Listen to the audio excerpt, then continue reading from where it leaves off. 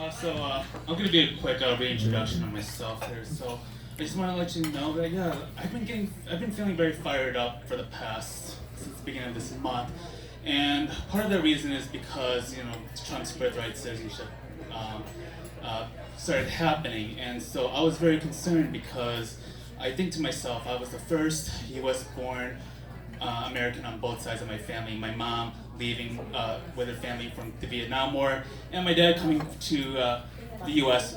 Via Cambodia. And so I thought to myself, you know what? I'm thinking about this, and I'm like, I am the definition of birthright citizenship. I am the anchor baby that they all call us.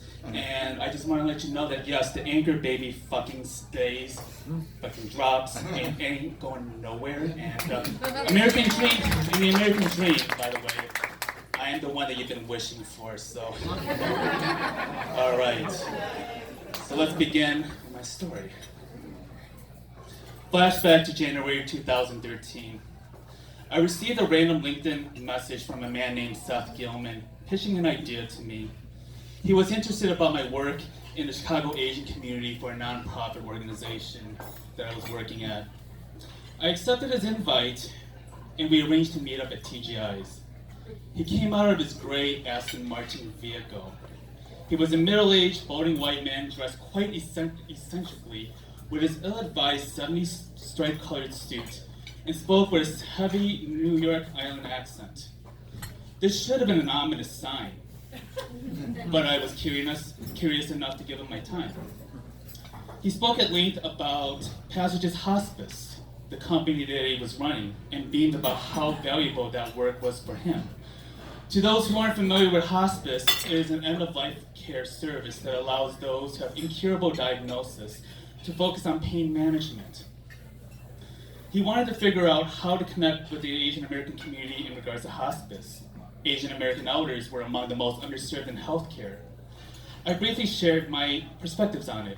So his work pushed me to learn more about this type of service that I wasn't familiar with. He was very engaging, and he seemed quite passionate in his conviction for his hospice organization. We both promised to follow up, but soon afterwards, we fell out of touch. Forward to several months later in August, I was laid off from my job as the grant was not renewed for my position. I was in job searching mode. Then I remembered about the conversation I had with Seth months before and thought that maybe I should reach out to him. I sent him an email letting him know that I recently lost my job and checking to see if he's open to possibly hiring. He replied back in short with, "Sorry to hear that. Good for me or good for both of us. Want to meet him next week?" His reply sounded a bit strange to me. But given that I had to pay my next month's rent and without a job offer, I was willing to suspend my skepticism of him, even when I can't get past his poor wardrobe choices. I met with Seth and two of his directors. He started the meeting by telling them how excited he was to have me in this meeting. His colleagues were in tune to Seth's pitch. He looked at me and said, "No one that's in the hospice sector has ever worked extensively with the Asian American community in the Chicagoland area.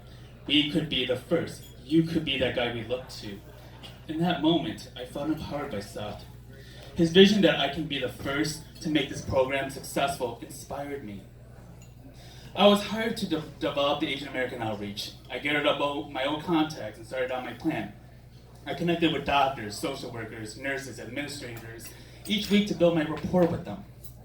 I grew into my job, attended networking functions, connected with my colleagues, and felt super confident about where I was taking this role.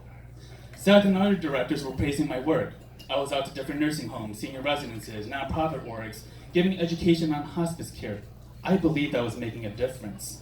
I was getting more people to understand what hospice meant and how this could benefit so many families, and educating our clinical staff about the needs of our Asian American communities. I was in a real good place in my life and had hopes of advancing in the career of hospice. However, the newfound joy I was experiencing would soon turn into suspicion. There were rumblings about Seth's untrusting behavior around people. When I first started out, he was excited to see me, but as the months continued, he became withdrawn and aloof whenever he saw me. Right before the holidays, there were a number of employees that didn't get their checks on time. That same day, several nursing homes decided to drop their partnership with Passages. There was chaos within the staff. No one in management, including Seth, were coming clean to what was happening. A few weeks into the 2014 year, I came into the office and set my laptop at my desk. Down the hallway, the phone at the reception desk was ringing constantly. The receptionist was panicking and quickly hanging up the phone. The phone would ring again. She would pick it up and hang up again.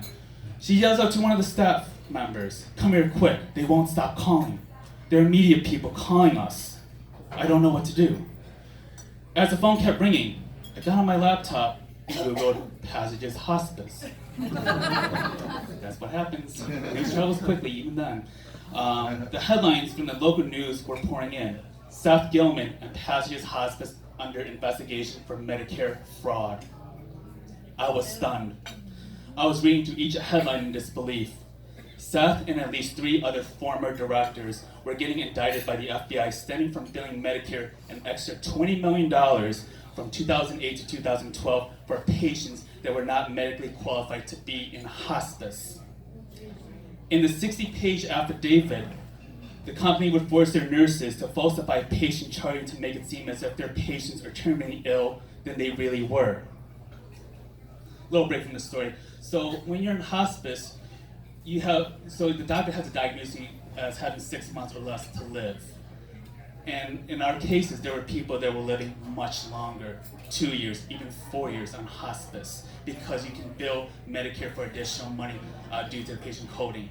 So, little history there.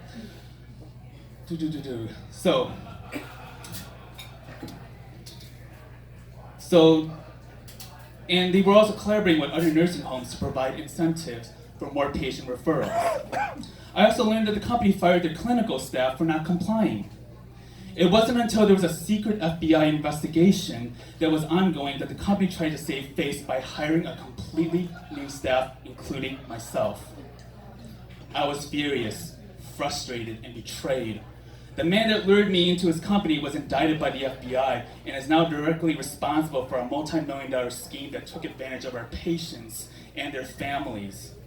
My efforts to build up a program to provide help to so many families in my community was now wasted. I was living my worst nightmare. 30 minutes later, we were summoned into a company conference call. One of the directors assured us that the company would move forward and that things would go back to business as usual. No one believed it. All of us felt betrayed. And we now have feared that we would be losing our jobs and our reputation in the industry for something that we were never responsible for. About a few days later, I was laid off. I told them that I didn't care and I was ready to get out. A few more days after, the company shut its doors as Medicare stopped payments to them. None of us received our final paychecks, our vacation pay. We would find out that the company had not been paying into our health insurance premium, which meant that people who had medical procedures were now getting billed hundreds of thousands of dollars in medical bills. We found out that they also never contributed to our 401k in the last few months. In a very short time, we were robbed of our livelihood, our reputation, and our dignity. During my job interviews, I had to sometimes relive these experiences with Passages with gritted teeth. I was willing to take less for the next job if it meant not having to deal with corrupted management. The vision that I had for this program I was working on was now ruined. I could have achieved something meaningful with this initiative, but instead I had a former boss who took advantage and poisoned my reputation with the people I forged relationships with. I was living a lie for the past 6 months, and that I would never live down that experience. For Seth, the consequences that he would be facing didn't seem to faze him. He never gave an apology for what he did. Quite oddly, he tried to start up his own financial consulting firm and was active on LinkedIn. Narcissism at his best. I confronted him on his LinkedIn, more or less trolled him basically, and responded with, "Get over it." And of course, I told him that I would once he gets sentenced. On March 2017, Seth was sentenced to 6.5 years in federal prison, while his other collaborators were sentenced anywhere from a year to 3 years. Seth would later be featured in an episode of American Greed on CNBC, in with the likes of other convicted former rich white men, and serve as yet another precautionary tale of the elaborate schemes that would later topple them. While that part was a darker period of my life, I never regretted my decision to join Passages. Because of the knowledge that I gained from being in that field, I was able to be there for my friends who needed help with their parents or loved ones in need of care. I have gained a stronger sense of compassion for the real meaning behind this work, which in many ways have allowed me to cope with my own battles as a caregiver to my parents. I have forged important relationships that continued after this mess. I have moved on and continued to exercise my own vigilance and remember where my values stand. As he is spending time in prison, I know that I can wake up and still impact the world around me, while he won't be able to do that for quite a while. Thank you.